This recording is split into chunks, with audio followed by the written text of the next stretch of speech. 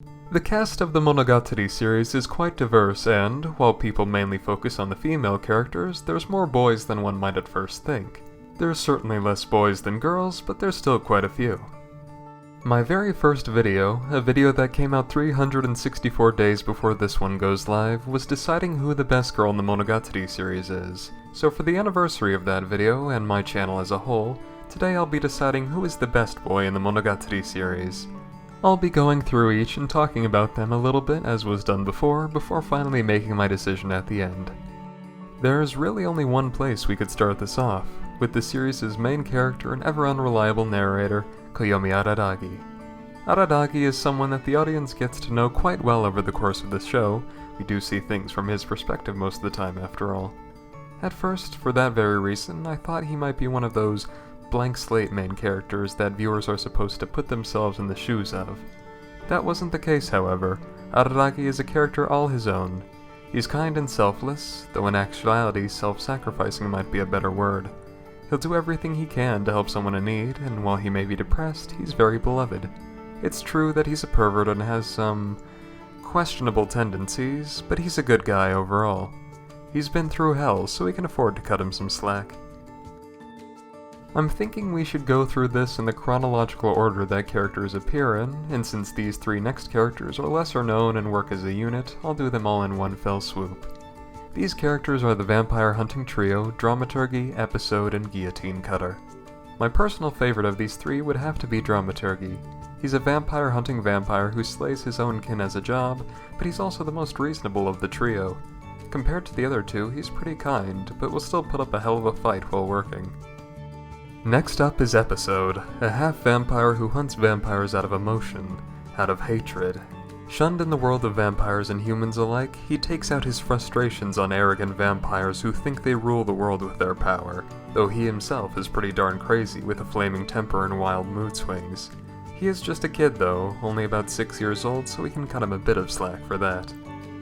The final member of this trio is the human who hunts vampires out of a sense of duty, Guillotine Cutter. Men of faith can often be frightening, and this bishop is often referred to as the nastiest of this trio. He fancies himself a god, and will do absolutely anything to destroy what he considers unholy. This conviction could be seen as charming in some lights, but Guillotine Cutter is simply crazy.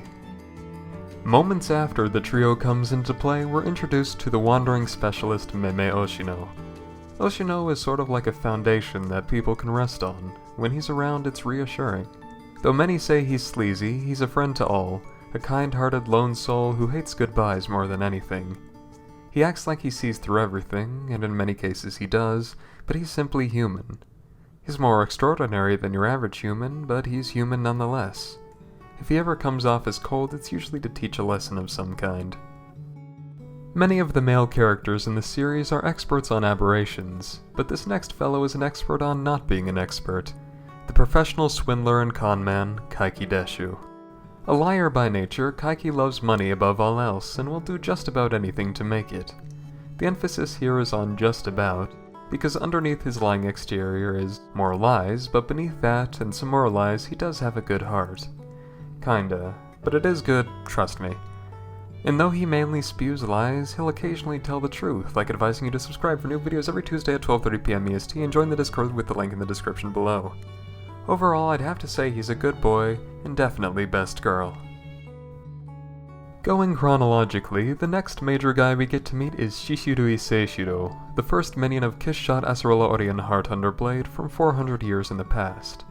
He's a bit crazy, and has some kind of obsession with his former master. At first it seems like hatred, but it could be more along the lines of love. There isn't too terribly much known about him. He was a man of noble birth who was transformed into a vampire by Kiss-Shot and tried to kill himself because of it. He's probably a mid to low tier boy. Finally, we reach the last of the male specialists and the final boy of the day, Teori Taratsuru. Taratsuru is considered an oddball even among the rest of these weirdos. He's a man obsessed with immortal aberrations, considering them beautiful, specifically dead ones, and he's a doll maker as well, having taken part in the creation of Yotsugi Ononoki. He's a stray, but still gets work from Gaian, and as a whole, he's just an odd guy. His voice actor is the same as Dio's though, so that certainly gives him points.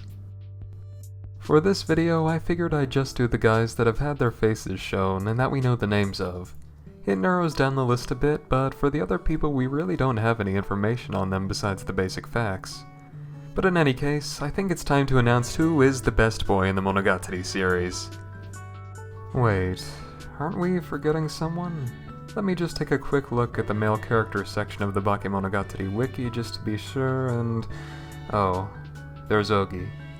Ogi has a spot in both the female and male section because, well, nobody really knows what Ogi is. Ogi is an aberration, and Ogi is Ogi. That's really all there is to it. Alright, now we can say who the best boy is. This is a tougher decision than I thought. For the meme I want to say Kaiki, but my gut tells me Oshino or Aradagi would be the best bet. But I do have to make a decision. Alright, I've got it. The best boy in the Monogatari series is Takeo Go. It's already been a full year since I've started on here. Time really does fly. I may still be small, but in my mind I've come very far, and I appreciate each and every one of you who've supported me. Here's to another year. And as always, if you've enjoyed this video, feel free to like or comment, or even subscribe if you're feeling daring. I've been your host, Gavin here at Hitagi's Table, and I'll see y'all some other time.